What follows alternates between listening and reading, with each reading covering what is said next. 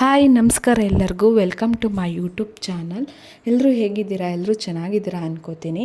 ಈ ವಿಡಿಯೋದಲ್ಲಿ ನಾನು ನಿಮಗೆ ಈಸಿ ರೆಸಿಪಿ ಆಗಿರೋಂಥ ಟೊಮೊಟೊ ಚಟ್ನಿ ರೆಸಿಪಿನ ಶೇರ್ ಮಾಡ್ತಾ ಇದ್ದೀನಿ. ಈ ರೆಸಿಪಿನ ಹೇಗಪ್ಪ ಮಾಡೋದು ಅಂತಂದರೆ, ಒಂದು ಬಾಣಲಿಗೆ ಸ್ವಲ್ಪ ಆಯಿಲ್ ಹಾಕ್ಕೊಂಡು ಆಯಿಲ್ ಹೀಟ್ ಆದಮೇಲೆ ಕಟ್ ಮಾಡಿ ಇಟ್ಕೊಂಡಿರುವಂಥ ಆನಿಯನ್ನ ಹಾಕ್ಕೋಬೇಕು. ಆನಿಯನ್ನ ಚೆನ್ನಾಗಿ ಎಣ್ಣೆಯಲ್ಲಿ ಫ್ರೈ ಮಾಡಬೇಕು. ಅದ್ರ ಕಲರ್ ಚೇಂಜ್ ಆಗೋವರೆಗೂ ಚೆನ್ನಾಗಿ ಫ್ರೈ ಮಾಡಿ ಅದಕ್ಕೆ ಹಸಿಮೆಣ್ಸಿನ್ಕಾಯಿನ ಹಾಕ್ಕೋಬೇಕು. ನಿಮಗೆ ಖಾರ ಎಷ್ಟು ಬೇಕು ಅಷ್ಟು ಹಸಿಮೆಣ್ಸಿನ್ಕಾಯಿನ ಹಾಕ್ಕೋಬೇಕು. ನಿಮಗೆ ಹಸಿಮೆಣ್ಸಿನ್ಕಾಯಿ ಆಗಲ್ಲ ಅಂತಂದರೆ ಒಣಮೆಣ್ಸಿನ್ಕಾಯಿನ ಯೂಸ್ ಮಾಡ್ಬೋದು. ಅದಾದಮೇಲೆ ಶುಂಠಿ ಬೆಳ್ಳುಳ್ಳಿನ ಹಾಕ್ಕೋಬೇಕು. ಬೆಳ್ಳುಳ್ಳಿ ಎಷ್ಟು ತೊಗೊಂಡಿರ್ತೀರೋ ಅದ್ರ ಅರ್ಧದಷ್ಟು ಶುಂಠಿನ ಹಾಕ್ಕೋಬೇಕು. ಅದಾದಮೇಲೆ ಚೆನ್ನಾಗಿ ಒಂದು 2 ಮಿನಿಟ್ಸ್ ಫ್ರೈ ಮಾಡಿ ಅದಕ್ಕೆ ಸ್ವಲ್ಪ ಜೀರಿಗೆ ಹಾಕ್ಕೊಂಡು ಚೆನ್ನಾಗಿ ಫ್ರೈ ಮಾಡ್ಕೋಬೇಕು ಒಂದು 3 to 4 ಮಿನಿಟ್ಸ್.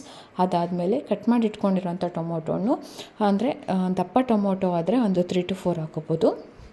ಚಿಕ್ಕದಾದರೆ 6 to 7 ಹಾಕ್ಕೊಂಡು ಸ್ವಲ್ಪ ಉಪ್ಪು ಹಾಕ್ಕೊಂಡು ಚೆನ್ನಾಗಿ ಬೇಯಿಸ್ಕೋಬೇಕು. ಉಪ್ಪೇನಕ್ಕೆ ಹಾಕ್ತೀವಪ್ಪ ಅಂತಂದರೆ ಟೊಮೊಟೊನು ಚೆನ್ನಾಗಿ ಬೇಯುತ್ತೆ. ಸೊ ಟೊಮೊಟೊ ಫುಲ್ಲು ಸಾಫ್ಟ್ ಆಗೋವರೆಗೂ ಚೆನ್ನಾಗಿ ಬೇಯಿಸ್ಕೋಬೇಕು.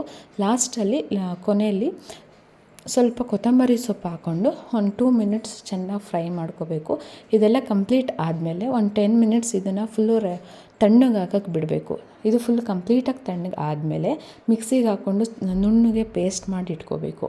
ಅದಾದಮೇಲೆ ಅದೇ ಬಾಣಲೆಗೆ ಸ್ವಲ್ಪ ಆಯಿಲ್ ಹಾಕ್ಕೊಂಡು ಸಾಸಿವೆ ಹಾಕ್ಕೋಬೇಕು. ಸಾಸಿವೆ ಸಿಡಿದ್ಮೇಲೆ ಸ್ವಲ್ಪ ಜೀರಿಗೆ ಹಾಗೆಯೇ ಕರಿಬೇವಿನ ಸೊಪ್ಪಿನ ಹಾಕ್ಕೊಂಡು ಈ ಪೇಸ್ಟ್ನ ಹಾಕ್ಕೋಬೇಕು. ಪೇಸ್ಟ್ ಹಾಕ್ಕೊಂಡಾದ್ಮೇಲೆ ಸ್ವಲ್ಪ ಅರಿಶಿನ ಪುಡಿ ಹಾಕ್ಕೊಂಡು ಮಿಕ್ಸ್ ಮಾಡಿಕೊಂಡು ಒಂದು 6 to 7 ಮಿನಿಟ್ಸ್ ಚೆನ್ನಾಗಿ ಬೇಯಿಸ್ಕೊಂಡ್ರೆ ಡಿಲಿಷಿಯಸ್ ಆಗಿರೋವಂಥ ಸೂಪರ್ ಆಗಿರೋವಂಥ ಟೊಮೊಟೊ ಚಟ್ನಿ ರೆಡಿಯಾಗಿರುತ್ತೆ.